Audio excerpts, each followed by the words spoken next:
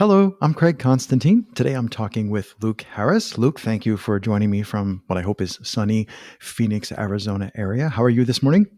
Yeah, I'm doing great. Thanks, Craig. How are you doing today? I'm doing good. I'm experimenting with this new standing desk. I was like, I can move all over the place, which is like we were talking before about getting better at podcasting. Rule number one is stay near your microphone. Don't go all around.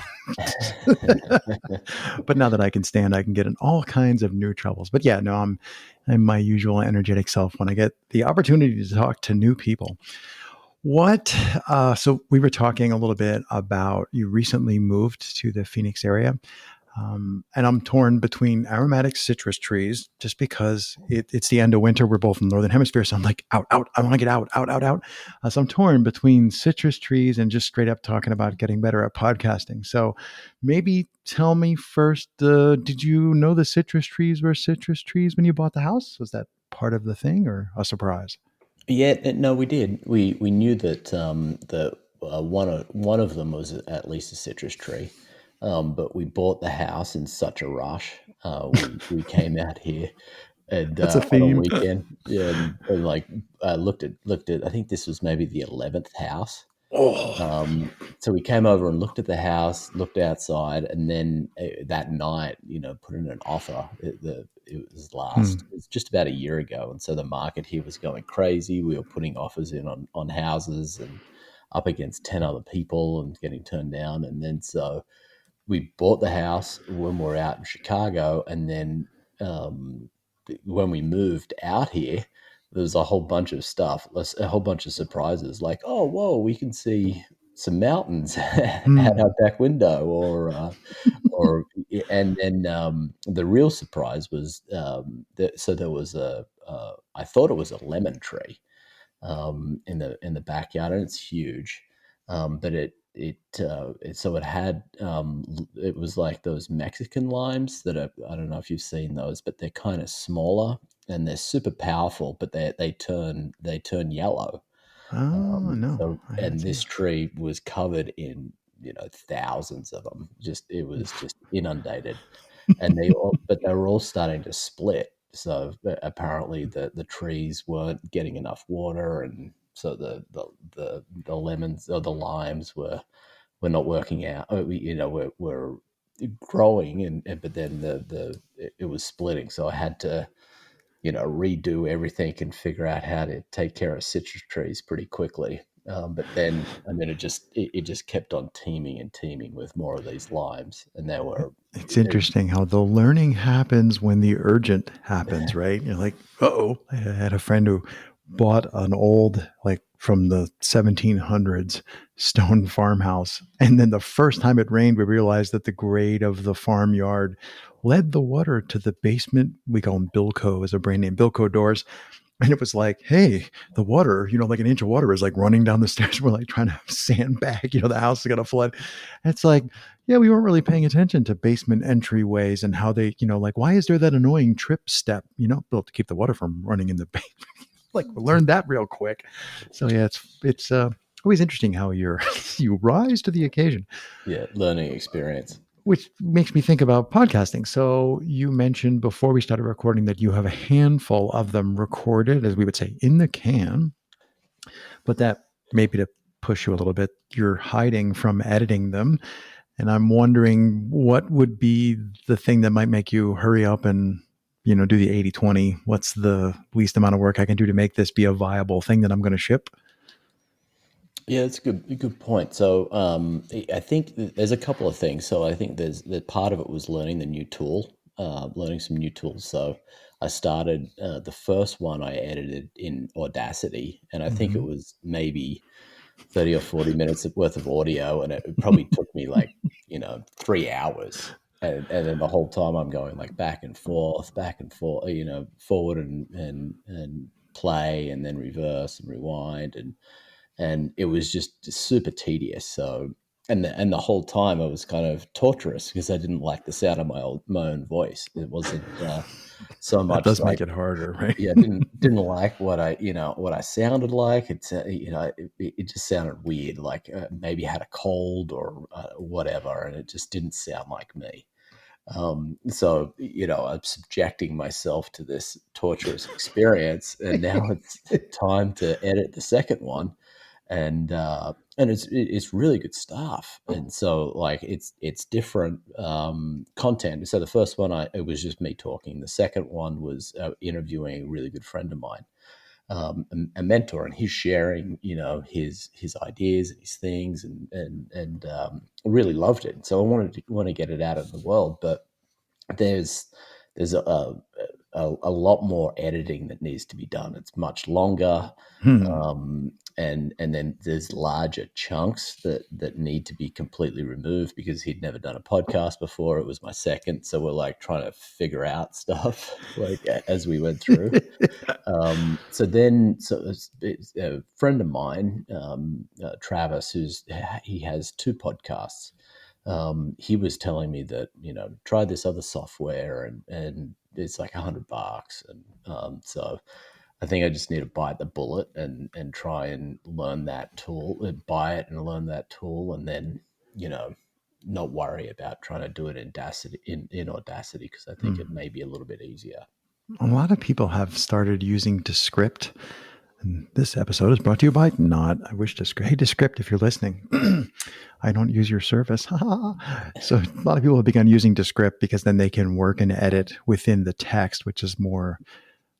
I think the real diehard audio people would say it's not more intuitive, but to people who are coming into podcasting, probably having edited some texts at some point in their life, it's going to feel more intuitive to be selecting and deleting and moving things around. So I've seen some people really have I'm going to say a moment where they go from like this sucks to like, oh, I mean, I can do the thing that I imagined without having to kill myself, and which makes me wonder, like, what is it that brought you to podcasting? What made you decide to press record? Like, well, why?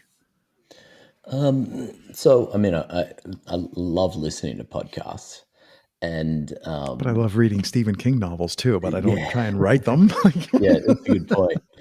Um, and there was, so the guy, the Dave who I interviewed first, he's just he's been a mentor of mine for a long time, and he has a leadership development um, uh, consulting company, training company, and just I wanted to I wanted to continue our relationship and be able to talk about his ideas and then get them out into the world.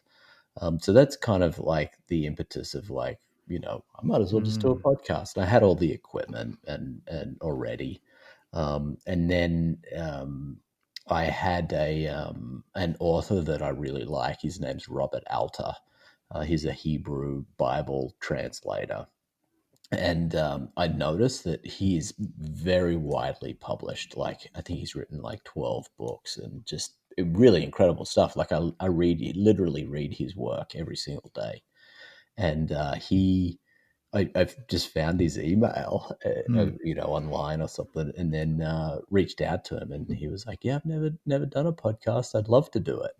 And so he jumped on, and we kind of did it. And then, before I knew it, another guy, Robbie Swale, who introduced me to you, he was I like, was going to say, I want to be on 100 podcasts." And so I was like, well, Robbie's a little crazy, but yeah. I've got a podcast.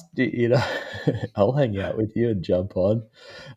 So I mean, the recording part of it, and I'm the same with writing. Like, I love writing and love, publishing, getting stuff out. It's just the editing things, and getting it Yeah. into a good state of that's fit for public consumption is the part that I don't enjoy. So it just doesn't happen. I think there's also an aspect. So I would say I fancy myself a writer, um, a writer of blog posts. But anyway, there's an aspect to podcasting. So I don't really feel like writing is performative. So podcasting to me is like stage theater, except it's audio, unless you're doing video component too. But it's basically you have to perform no matter how much your show is. Today I'm talking to Luke. I can't just walk away. like leave Luke with the audio running. I still have to be here. I'm not saying I don't want to be here. I definitely want to be here, but I have to talk, and talking is maybe not necessarily intimate because I can control what I say, but it's me. Like when I write, yes, people hear my voice, and I'm air quoting voice, but writing is, there's a certain arm's length that you keep from the world when you have finished whatever it is you're writing. Unless maybe it's your autobiography. Well, maybe. But with podcasting, it's like 2 inches between me and the microphone, and that's it. This is literally who I am, what I sound like. So I'm wondering if you've thought about maybe some of the resistance comes from this is way more performative than writing. Yeah, yeah, I didn't hadn't really thought about that, but yeah, you're right, and I mean, it's sort of like creating it as you go. Mm. That's pretty cool. It's kind of like live music. You have that connection with the audience, where it's like the musicians are feeding off the audience, and the audience are, you know, yelling and screaming and You suck. or Get off the not. stage. That's what they yell whenever I do anything in public. Well, maybe. So it seems like there's a bit more of a feedback loop. Yeah. That feedback's a tricky thing, right? Because there's no feedback here. I mean, I would assume somebody listens to these episodes that I put out, and it's not even my mom. My mom doesn't even listen. Uh, and there's no feedback. Like it's just you and I.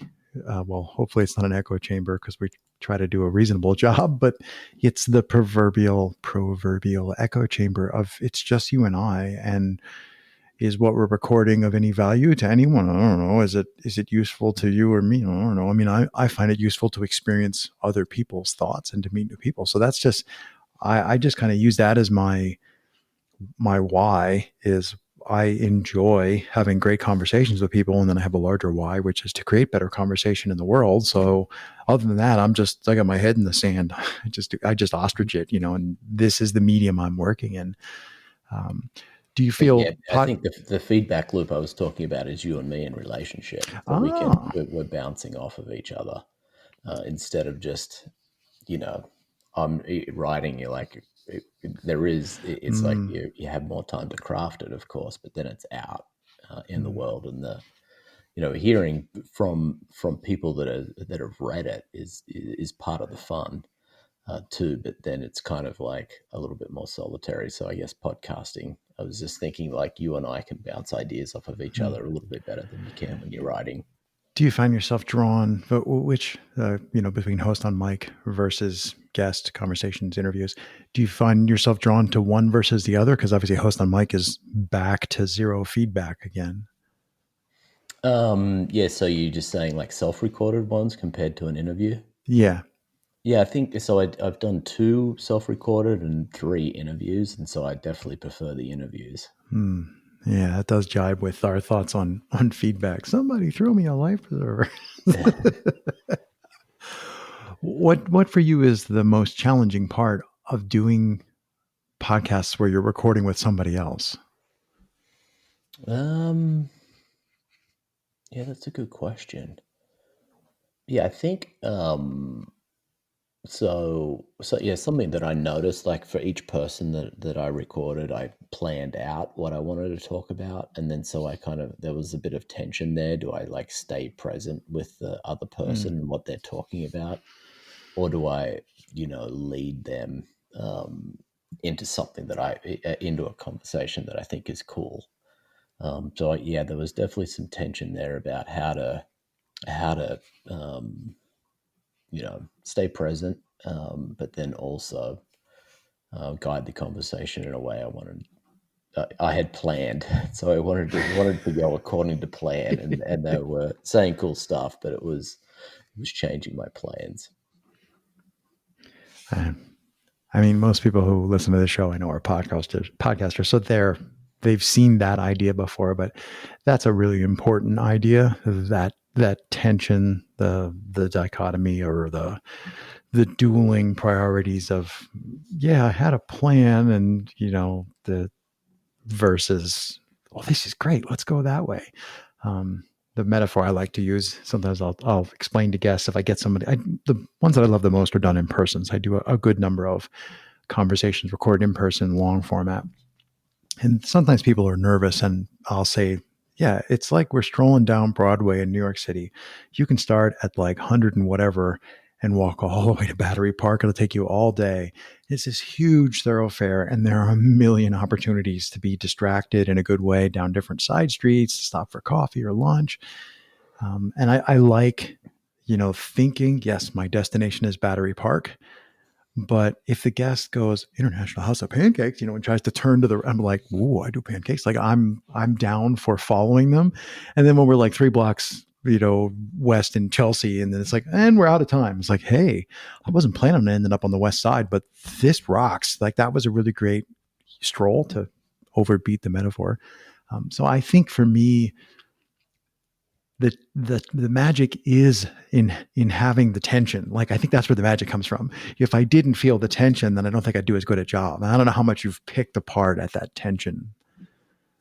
Yeah, not too much. I know that for the first, so for the second one that I did, almost planned it out, like Mm, everything that I wanted. Not so much what I wanted the other person to say, but I'd read so much of this guy's work that I, well, I thought I knew a lot about it, but then I'd even made a mistake. Like I said, your most recent book, but he'd published another book before the one that I was talking about. mm, So yeah, I think maybe it was just trying. Maybe I was just nervous and I wanted to be prepared, so I over prepared. But then the stuff that came out was way better than I could imagine because I've got, I had this author and he was reading his work, and it was coming to life. It wasn't mm. just like, on the page anymore. He was putting in his own, um, uh, how he was reading a poem that he had translated from the Bible. So it had his speed and his pace and his pronunciation and it had rhythm to it. And I had no idea it was going to be that amazing. So it's much better than I could have ever planned. It is interesting. Sometimes I say sarcastically, wow, it's almost like there's an entire other person with a whole life on the other side. And it sounds almost derogatory for me to say that, but it's a good reminder for me. We're 17 minutes and 36 seconds into recording, and basically I've now known Luke for 22 minutes or so. And like, it's really tricky to try and find something interesting that Luke might be interested in, to find something for me to share that Luke might be interested in. And then to see, I think what surprises me the most is how much everything other people bring up is interesting. I mean, I've had people bring up the strangest stuff in different podcast shows, and I'm always like, oh, that's interesting. I've never had like, well, I want to talk about this. And I'm like, oh God, please no, not that. Like I've never, and I hope I'm not jinxing myself, but for me, the magic is in the curiosity and in the tension of, oh, I thought we were going to the east side, but do you want to go on the west? Oh, let's go that way. Like I've never been up 78th Street before. And I think that to me is where the joy comes from it. And I've often wondered, so I guess maybe the question here is, where do you see yourself going? Do you see yourself going more toward host on mic because you have things you want to share? Do you see yourself going more toward, I'm going to say, more journalistic conversations where you have an agenda? I mean, the good version of like there's something you're trying to learn about or something you're trying to share, but you need another person. So there's more journalistic direction, or there's more my shtick, which is the, hey, let's have a random conversation, that there's kind of in the middle. Where do you see yourself going, or you don't have a plan? Yeah, no, I think definitely prefer more interviews, and I want it to be around authors and people that have released books, because I think you get a lot of personality and a lot more color to the conversation, from the author, than you do just reading the book. Hmm. Yeah, so that's I think the direction that I'm more drawn to. Super, super. I'm just like, because for these, I don't show up with a preconceived destination in mind. What? I think it was interesting before. I'm hesitating to go back to pull more on what's holding you up, because when I asked you what's the biggest challenge, you didn't say editing, which is, I thought you were going to say, oh, editing, I hate editing, but actually, yeah, I'm just kind of going, yeah, I can't wait to see what you create. because I don't think you're stuck on anything that's actually that hard. Just have to get over the hill with the audio software. Random question out of the blue. If you could have a billboard anywhere on the planet with anything on it, what would it be? Um, yeah, I don't know. Paul Simon lyric came to mind, so I'll just share it. But life, I love you. All is groovy. Mm, terrific. Luke, it was a pleasure to get a chance to meet you and to talk today. And I wish you the best of luck with your Mexican lime tree. Yeah, thank you. Thanks for having me, Craig. And yeah, there's definitely some other people here that I'd love to introduce you to. That I'd love to hear them come on and share their ideas.